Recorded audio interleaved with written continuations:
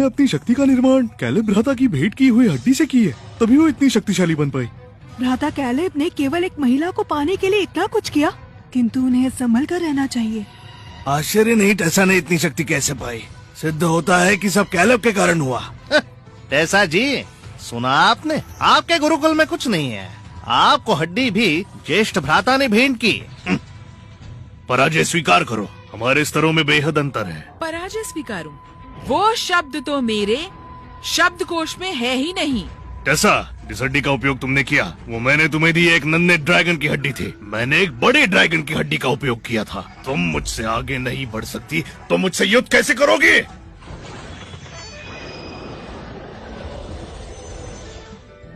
देखा तुमने, तुम्हें हड्डी तक तो देवशास्त्र गुरुकुल से मिली, अपने गुरुकुल में रहकर तुम्हें क्या ही मिलेगा।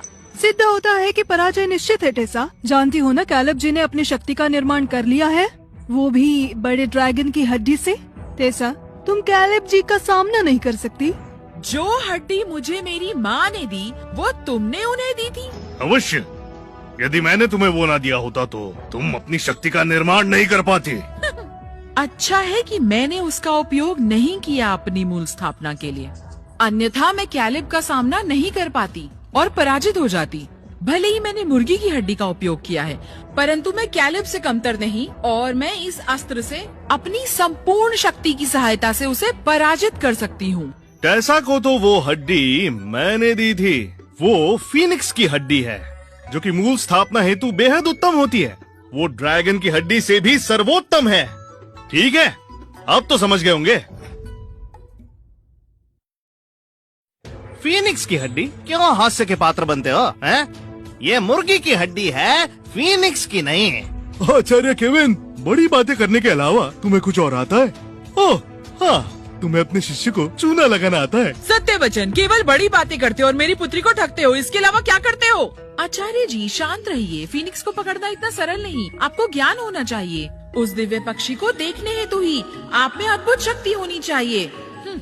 टेसा, यदि अभी पराजय स्वीकार लो और हमारे गुरुकुल आ जाओ, वचन देता हूँ कि तुम योद्धा योगिनी स्तर पालोगी। टेसा, सुना तुमने? ज्येष्ठ भ्राता बीती बातों को भुलाकर तुम्हें योद्धा योगिनी का स्तर दे सकते हैं। पराजय क्यों नहीं स्वीकारती, बेहद घमंडी है। कुछ समय पश्चात वो घुटने टेक कर देवशास्त्र का हिस्सा बन जाएगी। हाँ, और केविन भी। जब समय आएगा तब ये दोनों शौचालय की शुद्धि करेंगे। टेसा, पराजय स्वीकार कर लो। यदि तुम्हें युद्ध करना है तो करते हैं, ये बातचीत क्यों? ठीक है, हमारे बीच का अंतर देख लो। तुम मेरा सामना नहीं कर सकते। तुम मेरा सामना कैसे कर रही हो? क्या तुम्हें लगता है कि मैंने अपनी शक्ति का निर्माण तुम्हारी भेंट की हुई हड्डी से किया है? तोड़ो। आकाश के चुने हुए छोटे योद्धा योगी, क्या तुम में इतनी ही शक्ति है? स्वर्णिम स्तर, केवल इतनी ही शक्ति है तुम में? तुम स्वयं को 10 महागुरु में से एक मानते हो? धिक्कार है। अति उत्तम, ऐसा कमाल कर दिया। ये क्या हो रहा है? क्या भ्राता श्री कैलेब ने दिव्य घटना उजागर नहीं की थी? स्वर्णिम स्तर साकार करने के पश्चात एक फीनिक्स उनकी रक्षा कर रहा था, वो पराजित कैसे हो सकते हैं? कैलेब जी एक ही बार में हार गए, ये ऐसा कैसे हो सकता है? संभवतः टेसा लैंग सच्ची योद्धा योगिनी है।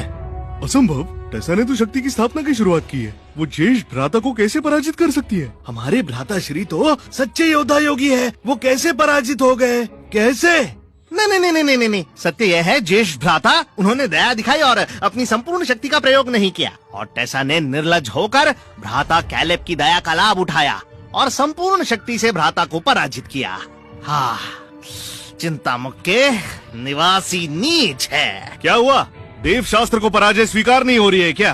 किसी और को भी हमें चुनौती देनी है क्या? भले ही मेरे पूर्व वार ने मेरी दिव्य शक्ति घटा दी, परंतु मैं पराजित नहीं हो सकती, अन्यथा चिंता मुक्त की रक्षा कौन करेगा? देव शास्त्र अभी पराजित नहीं हुआ। नमस्ते आचार्य जी। ये एक प्राण युद्ध है, 3 युद्धों का अंतिम युद्ध है। केविन, तुम्हारी शिष्य थक चुकी है, तुम वही खड़े रहोगे? क्या अपनी शिष्य की मृत्यु देखना चाहते हो? मेरी सारी शक्ति स्वर्णिम स्तर के योद्धा से युद्ध करते हुए समाप्त हो गई और आचार्य की शक्ति तो उससे भी 2 स्तर ऊपर होती है। तो चाहे मैं अपनी सारी ऊर्जा खर्च भी कर दूं, मैं ऐसे योद्धा को नहीं हरा सकती जो आचार्यों में भी शिखर पर हो। मेरे गुरु बहुत भोले भाले हैं, उन्हें चुनौती के लिए भेजना मतलब उन्हें सीधा मौत के मुंह में धकेलना। इसीलिए मुझे ही युद्ध करना होगा। ये मेरी तरफ से गुरु दक्षिणा होगी। मेरे आचार्य युद्ध नहीं करेंगे, उनकी ओर से मैं युद्ध करूंगी। केविन, अगर तुम मर्द हो तो अपनी शिष्य की जगह तुम युद्ध करो। मेरे पिता तुम्हें मारेंगे नहीं। हाँ, एक युवती के पीछे छुपते हो, कैसे मर्द हो आप? आचार्य केविन, स्वयं हमारे आचार्य आपसे युद्ध करने आए हैं। यदि आप पराजित भी हुए तो भी सम्मान की बात है। सत्यवचन, आपको डींगे मारने में रुचि है ना? जब आप देव शास्त्र के सेवक होंगे तो कहानी बताइए कैसे आपने हमारे दिव्य आचार्य से युद्ध किया। दिव्य आचार्य? मेरे आचार्य को ललकारने से पहले मुझसे युद्ध करना होगा, समझ गए आप? तुम्हें अब भी मेरी शक्ति का स्मरण नहीं है। अरे ये क्या?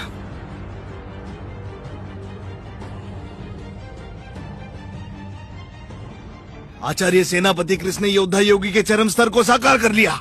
इन्होंने तो सारी बाधाएं तोड़ दी है। अद्भुत! एक दिव्य योद्धा योगी बनकर आपने संपूर्ण साम्राज्य में अपना सम्मान और अधिक बढ़ा लिया। अत्यंत शक्तिशाली। अपनी शक्ति से वो चिंता मुक्त को शमशान में बदल देंगे। मेरे पिताश्री की शक्ति के बल पर हम अवश्य विजयी होंगे।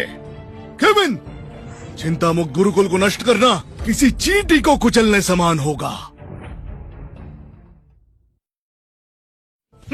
केविन, तुम स्वयं को एक आचार्य कहते हो, केवल महिला के पीछे छिप सकते हो, युद्ध करने से भयभीत हो। केविन, लगता है तुम्हें मृत्यु से बहुत ज्यादा भय है। सत्यवचन, यदि तुम दुर्बल हो तो आचार्य के पद को त्याग दो। तुम्हारे गुरुकुल में अब बस 2 ही लोग हैं और तुम्हारी शिष्य पराजित हो जाएगी। अब केवल तुम बचे हो। टेसा, अपने व्यर्थ आचार्य को देखो, वो कितना भयभीत है। वो तुम्हें कैसे सुरक्षित रखेगा? हाँ, अपनी माता की बात मान लो। साधना के लिए सबसे आवश्यक है शक्तिशाली आचार्य की शिक्षा, और तुम्हारा आचार्य केवल एक निम्न स्तर का आम योद्धा योगी है। चिंता मुक्त में तुम्हें कोई लाभ नहीं होगा। सुनो, मुझे दुर्बल लोगों पर बल का प्रयोग करना उचित नहीं लगता। तुम कठिन परिश्रम से दिव्य स्तर पर पहुँचे हो। यदि मैंने अनजाने में तुम्हें अपाहिज किया, तुम्हारा परिश्रम व्यर्थ है। अपाहिज करोगे मुझे? केविन, तुम केवल एक आम योद्धा योगी हो। युद्ध करने का साहस है भी या केवल कायरों की तरह हिचकते रहोगे? पुरुष हो ना? केविन, यदि तुमने युद्ध करने से मना किया तो तुम्हें पराजित घोषित किया जाएगा। मुझे देखना है कि क्या तुम में साहस है मेरे गुरुकुल की एक चींटी को भी नष्ट करने का। मेरे गुरुकुल की केवल एक चींटी तुम्हें पाठ पढ़ाएगी। चींटी, जाओ उसका सामना करो। असंभव! क्या मैं स्वप्न तो नहीं देख रहा? देखा सबने? क्या केविन ने सच में एक चींटी को भेजा है युद्ध हेतु? सुनो, तुम किसका तिरस्कार कर रहे हो? केविन, तुम तो एक कायर हो जो अपने स्थान पर एक चींटी भेज रहा है। धिक्कार है। केविन, आचार्य होकर तुमने एक चींटी को भेजा। आचार्य केविन, यदि भयभीत हो तो पराजय स्वीकार लो। कम से कम हंसी के पात्र तो नहीं बनोगे। वास्तव में केविन, तुम महान कलंकजनक आचार्य हो हमारे समस्त साम्राज्य के। देखा टेसा, तुम्हारा आचार्य कितना बड़ा कायर है। उसमें युद्ध करने का साहस नहीं, वो एक चींटी को भेज रहा है। आचार्य जी, सुनो शिष्य, अपने आचार्य पर विश्वास रखो। एक चींटी को भेजा? क्या तुम मेरे आचार्य को अपमानित कर रहे हो? केविन, आशा नहीं थी कि तुम अत्यंत कायर होंगे। तुम स्वयं युद्ध का साहस नहीं रखते। क्रिस, तुम पहले मेरी चींटी को पराजित करो। मुझे भय है कि यदि मैंने युद्ध किया तो तुम अपाहिज स्वर्गवासी न हो जाओ। ठीक है, मैं इसे रौंद दूंगा, फिर देखते हैं तुम क्या करोगे। केविन, देख लिया तुमने, मैं तुम्हें सरलता से इस चींटी के समान रौंद दूंगा। वो देखो,